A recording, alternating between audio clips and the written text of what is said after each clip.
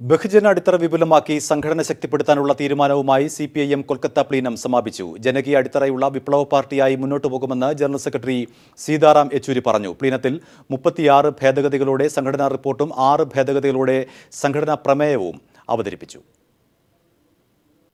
പുത്തൻ സാമ്പത്തിക നയങ്ങളുടെയും വർഗീയ ശക്തികളുടെയും പ്രവർത്തന ഫലമായി വിവിധ ജനവിഭാഗങ്ങൾ കടുത്ത ചൂഷണവും അസമത്വവും നേരിടുന്നു. കർഷകർ, തൊഴിലാളികൾ, ദളിത്, ആദിവാസി വിഭാഗങ്ങൾ, ന്യൂനപക്ഷങ്ങൾ തുടങ്ങി ചൂഷണത്തിന് വിധേയമായിക്കൊണ്ടിരിക്കുന്നവരോടൊപ്പം ചേർന്ന് ബഹുജന സമരം കെട്ടിപ്പടുക്കാനാണ് പ്ലീനത്തിന്റെ ആഹ്വാനം. എല്ലാ വിഭാഗം ജനങ്ങൾക്കും തുല്യ പരിഗണന ലഭിക്കുന്ന ബദൽ നയം പാർട്ടി മുന്നോട്ട് വയ്ക്കും. കൂടുതൽ യുവജനങ്ങളെയും വനിതകളെയും പാർട്ടിയിലേക്ക് കൊണ്ടുവന്ന് സംഘടനയെ ശക്തിപ്പെടുത്തും. കേന്ദ്ര കമ്മിറ്റി മുതൽ കീഴ്ഘടകങ്ങൾ വരെ സമയബന്ധിതമായി തീരുമാനങ്ങൾ നടപ്പാക്കും. ബഹുജന സമരങ്ങൾക്ക് നേതൃത്വം നൽകാൻ പാർട്ടിക്ക് പ്ലീനം പുത്തൻ ഊർജ്ജം നൽകിയെന്ന് ജനറൽ സെക്രട്ടറി സീതാറാം യെച്ചൂരി പറഞ്ഞു. There are many organizational changes that have been suggested, but the main thing is to develop this revolutionary party with the mass line, improve the quality of the party, improve the quality of the contact with the leadership, with the people, to deepen our links with them. So there are many proposals that we will come to know shortly. But one thing is for definite, after the plenum, it is a re-galvanized party. Plenum അംഗീകരിച്ച പ്രമേയത്തിന്റെ അടിസ്ഥാനത്തിലായിരിക്കും പാർട്ടിയുടെ ഇനിയുള്ള മുന്നോട്ടുപോക്ക്. സംഘടനാപരമായ ശക്തി ദൗർബല്യങ്ങൾ ഇഴകീറി പരിശോധിച്ച് പുതിയ വെല്ലുവിളികൾ ഏറ്റെടുക്കാനുള്ള ഊർജ്ജം ആവാഹിച്ചാണ് കൊൽക്കത്ത പ്ലീനത്തിന് കൊടിയിറങ്ങിയത്. സംഘടനാപരമായ ശക്തിപ്പെടലിന് ആവശ്യമായ സമഗ്ര രൂപരേഖ തയ്യാറാക്കാൻ കൊൽക്കത്ത പ്ലീനത്തിന് സാധിച്ചു. കൊൽക്കത്തയിൽ നിന്നും ക്യാമറമാൻ ശൈലേഷ് കല്ലായിക്കൊപ്പം എം സന്തോഷ്. ബംഗാളിലെ കോൺഗ്രസ് സിപിഐഎം ബന്ധത്തെപ്പറ്റി പ്രചരിക്കുന്ന വാർത്തകൾ അടിസ്ഥാനരഹിതമാണെന്ന് CPIM general secretary Sitaram Yechury. അത്തരത്തിലുള്ള ഒരു ആലോചനയും ഇതുവരെ ഉണ്ടായിട്ടില്ല. ജനങ്ങളിലേക്ക് നേരിട്ടിറങ്ങിച്ചെന്ന് പ്രവർത്തിക്കാനാണ് പ്ലീനത്തിന്റെ തീരുമാനമെന്നും യെച്ചൂരി വ്യക്തമാക്കി. കൈരളി പീപ്പിളിന് അനുവദിച്ച പ്രത്യേക അഭിമുഖത്തിലാണ് യെച്ചൂരി നിലപാട് വ്യക്തമാക്കിയത്. സംഘടനാപരമായ ശക്തിപ്പെടലിന് സമഗ്ര രൂപരേഖ തയ്യാറാക്കിയാണ് സിപിഎമ്മിന്റെ കൊൽക്കത്ത പ്ലീനം സമാപിച്ചത്. Party general secretary Sitaram Yechury ഇപ്പോൾ നമ്മോടൊപ്പമുണ്ട്. What are the major suggestions that arised in this plenum for revamping the party? The main thing in this plenum that has happened is that the party is rejuvenated now.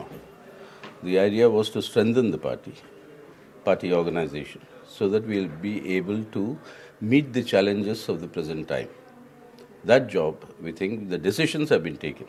What is the constructive method the plenum suggests? That we should emerge as a revolutionary party with a mass line. That means from the leaders down to the cadre. Everybody should mingle with the masses. And we said very clearly, like fish takes to water, CPIM members should take to the people. Some speculation spreading that the CPM is going to be a poll alliance with Congress. Should comment. There we discuss nothing about that nature. The plenum is not the place and time where we discuss electoral alliances. All this is nonsense. There was no such discussion in the plenum. പാർട്ടിയെ സംഘടനാപരമായി ശക്തിപ്പെടുത്തുന്നതിനാവശ്യമായ ക്രിയാത്മക നിർദ്ദേശങ്ങളാണ് പ്ലീനത്തിൽ ഉയർന്നതെന്നാണ് party general secretary പറഞ്ഞത്. കൊൽക്കത്തയിൽ നിന്നും cameraman Shailesh കല്ലായിക്കൊപ്പം M Santhosh. ഘടകകക്ഷികളും കോൺഗ്രസും തമ്മിൽ നല്ല ബന്ധമാണെന്ന് KPCC പ്രസിഡന്റ് VM സുധീരൻ. സോണിയാഗാന്ധിയുടെ നിർദ്ദേശമനുസരിച്ച് മുന്നോട്ടു പോകുമെന്നും ഐക്യത്തിന് പോറലേൽപ്പിക്കുന്ന പ്രവർത്തനം അനുവദിക്കില്ലെന്നും സുധീരൻ പറഞ്ഞു. ചെന്നിത്തലയുടേതെന്ന് പറയുന്ന കത്ത് ഒരു പ്രശ്നമല്ലെന്നും സുധീരൻ വ്യക്തമാക്കി. ഗ്രൂപ്പ് വഴക്ക് രൂക്ഷമായ സാഹചര്യത്തിലും കോൺഗ്രസിനെതിരെ ഘടകകക്ഷികൾ സോണിയാഗാന്ധിയെ കണ്ട് പരാതി പറഞ്ഞ സാഹചര്യത്തിലുമായിരുന്നു നേതാക്കളുടെ ഒരുമിച്ചുള്ള വാർത്താ സമ്മേളനം. നേതൃത്വം ഒറ്റക്കെട്ടാണെന്ന പ്രതീതി അണികൾക്ക് നൽകുക എന്നതായിരുന്നു മൂവരുടെയും ലക്ഷ്യം. തെരഞ്ഞെടുപ്പിൽ UDF ഒറ്റക്കെട്ടായി നീങ്ങുമെന്ന് നേതാക്കൾ പറഞ്ഞു. സർക്കാരിനെ വിമർശിച്ച് താൻ ഹൈക്കമാൻഡിന് കത്തയച്ചിട്ടില്ലെന്ന് മാധ്യമപ്രവർത്തകരുടെ ചോദ്യത്തിന് മറുപടിയായി ആഭ്യന്തരമന്ത്രി വ്യക്തമാക്കി. നിങ്ങൾ പറയുന്നത് എനിക്ക് പ്രവർത്തിക്കാൻ പറ്റത്തില്ല. ഞാൻ വളരെ വ്യക്തമാക്കാം. ഞാൻ കത്ത് എഴുതിയിട്ടില്ല. കത്ത് ആർക്ക് അയച്ചു എന്ന് പറയുന്നില്ല. ഹൈക്കമാൻഡിന് അയച്ചു എന്ന് പറയുന്നത്. ഹൈക്കമാൻഡിന്റെ കേരളത്തിന്റെ ചാർജുള്ള ജനറൽ സെക്രട്ടറി മുകുൾ വാസ്നിക് തന്നെ പറഞ്ഞു അങ്ങനെ കത്ത് കിട്ടിയിട്ടില്ല. കത്തെവിടെ എന്നായിരുന്നു മുഖ്യമന്ത്രിയുടെ ചോദ്യം. അത് ആ കത്ത് കാണിക്കുന്നേ ഒന്ന് കാണിക്കേ. അതല്ല ഞാൻ ചോദിച്ചത്, ഹോം മിനിസ്റ്ററിന്റെ കത്തിനെ കുറിച്ച് ടിവിയിൽ വന്ന കത്തിനെ കുറിച്ച് നിങ്ങളുടെ പാർട്ടി നേതാക്കൾ തന്നെ പറഞ്ഞു കത്ത് അയച്ചിട്ടില്ല. പക്ഷെ അതിന്റെ അകത്ത് പറഞ്ഞിട്ടുള്ള കാര്യങ്ങളെല്ലാം ഇതിപ്പോ ഇവിടെ കത്തിനെ കുറിച്ചാ.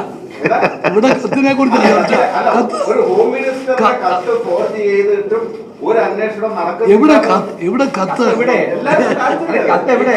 ആഭ്യന്തരമന്ത്രി തന്നെ നിഷേധിച്ച സാഹചര്യത്തിൽ കത്തിന് പ്രസക്തിയില്ലെന്ന് KPCC അധ്യക്ഷനും പറഞ്ഞു.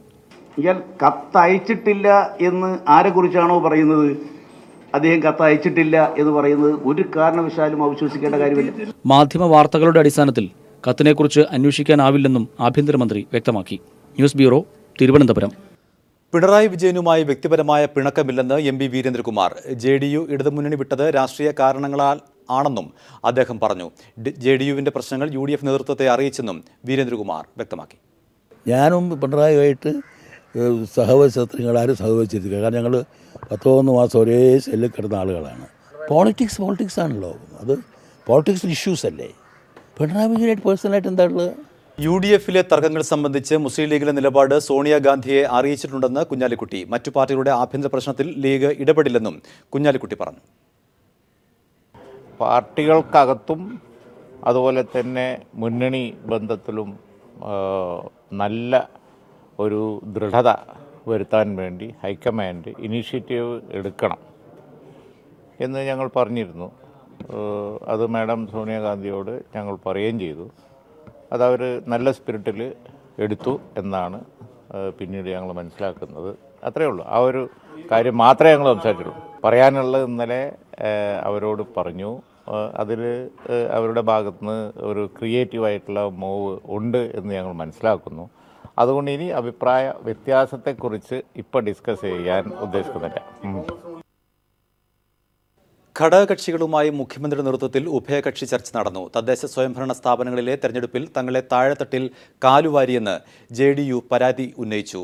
മുകൾ തട്ടിലെ യോജിപ്പ് പലപ്പോഴും താഴെത്തട്ടിൽ ഉണ്ടാവുന്നില്ല. പരിയാരം മെഡിക്കൽ കോളേജ് സർക്കാർ ഏറ്റെടുക്കരുതെന്ന് CMV യോഗത്തിൽ ആവശ്യമുന്നയിച്ചു. വരാൻ പോകുന്ന നിയമസഭാ തെരഞ്ഞെടുപ്പിൽ ആവശ്യമായ പരിഗണന കിട്ടണമെന്ന് JSS ആവശ്യപ്പെട്ടു. ഉഭയകക്ഷി ചർച്ചകൾക്ക് മുഖ്യമന്ത്രി ഉമ്മൻചാണ്ടി, KPCC അധ്യക്ഷൻ VM Sudheeran, MP Veerendrakumar, CP John, KK Shaju, AN Rajan Babu എന്നിവർ പങ്കെടുത്തു. വെള്ളാപ്പള്ളി നടേശന് ശിവഗിരി മഠത്തിന്റെ തിരിച്ചടി. ഈഴവ സമുദായത്തിന്റെ വിവാഹ പത്രിക ഇനി മുതൽ ശിവഗിരി മഠവും നൽകും. മഠത്തിന്റെ തീരുമാനം SNDPക്ക് ഈഴവർക്കുമേലുള്ള അപ്രമാദിത്വം ഇല്ലാതാക്കും. ഈഴവ സമുദായത്തിൽ വിവാഹ പത്രിക നൽകാൻ SNDP യോഗത്തിന് മാത്രമായി ഉണ്ടായിരുന്ന കുത്തക അവകാശമാണ് നഷ്ടമായിരിക്കുന്നത്. ഇനി മുതൽ വിവാഹത്തിന് പത്രിക നൽകാനുള്ള അവകാശം ശ്രീനാരായണ ധർമ്മസംഘത്തിന് കീഴിൽ പ്രവർത്തിക്കുന്ന ഗുരുധർമ്മ പ്രചാരണ സഭയ്ക്ക് കൂടി ഉണ്ടാവും. SNDP ശാഖകളിൽ 1000 മുതൽ മുകളിലോട്ടാണ് ഇതിനായി തുക ഈടാക്കിയിരുന്നതെങ്കിൽ ഗുരുധർമ്മ പ്രചാരണ സഭയ്ക്ക് കീഴിലെ ശാഖകളിൽ 100 രൂപയ്ക്ക് പത്രിക നൽകും. ഈഴവ സമുദായത്തിലുള്ളവർക്ക് കൂടാതെ ഏത് ജാതി മതസ്ഥർക്കും വിവാഹ പത്രിക ഗുരുധർമ്മ പ്രചാരണ സഭയ്ക്ക് കീഴിലെ ശാഖകൾ വഴി ലഭ്യമാകും. ശിവഗിരി മഠമാണ് ഈ സുപ്രധാനമായ തീരുമാനമെടുത്തിരിക്കുന്നത്. ഇതോടുകൂടി പതിറ്റാണ്ടുകളായി SNDP യോഗം കൈവശം വെച്ചിരുന്ന കുത്തകാവകാശമാണ് നഷ്ടമാവുന്നത്. 83ാമത് ശിവഗിരി തീർത്ഥാടന സമ്മേളനത്തിൽ വെച്ചാണ് ഹൈന്ദവ സമൂഹത്തിലെ പ്രബല വിഭാഗമായ ഈഴവ സമൂഹത്തിലെ വിവാഹ ചടങ്ങുകൾക്ക് നേതൃത്വം നൽകി വരുന്ന SNDPയുടെ കുത്തക അവസാനിപ്പിക്കാൻ ശിവഗിരി മഠം തീരുമാനിച്ചത്.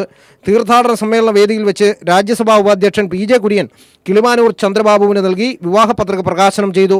ധർമ്മസംഘം പ്രസിഡന്റ് പ്രകാശാനന്ദ സ്വാമികൾ, ജനറൽ സെക്രട്ടറി റിതംബനാനന്ദ, തീർത്ഥാടന സെക്രട്ടറി ഗുരുപ്രസാദ് സ്വാമികൾ, മുനിസിപ്പൽ ചെയർപേഴ്സൺ ബിന്ദു ഹരിദാസ്, മന്ത്രിമാരായ അടൂർ പ്രകാശ്, K ബാബു, KC ജോസഫ്, MPമാരായ KC Venugopal, A Sampath, Varkala Kahar MLA എന്നിവർ സുപ്രധാന മുഹൂർത്തത്തിന് സാക്ഷികളായി.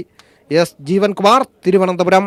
കേബിൾ TV അനലോഗ് സംവിധാനം നിർത്തലാക്കുന്നത് സ്റ്റേ ചെയ്തു. ആന്ധ്രാപ്രദേശ് ഹൈക്കോടതിയുടെയാണ് നടപടി. 2 മാസത്തേക്കാണ് സ്റ്റേ. ഉത്തരവ് മറ്റ് സംസ്ഥാനങ്ങൾക്കും ബാധകമാണെന്ന് കേബിൾ TV ഓപ്പറേറ്റർമാർ പറയുന്നു. മകരവിളക്ക് മഹോത്സവത്തിനായി ശബരിമല നട തുറന്നതോടെ പൂജകൾക്ക് ഇന്ന് തുടക്കമായി. തീർത്ഥാടകരുടെ തിരക്ക് കണക്കിലെടുത്ത് ദർശന സമയം കൂട്ടിയിട്ടുണ്ട്.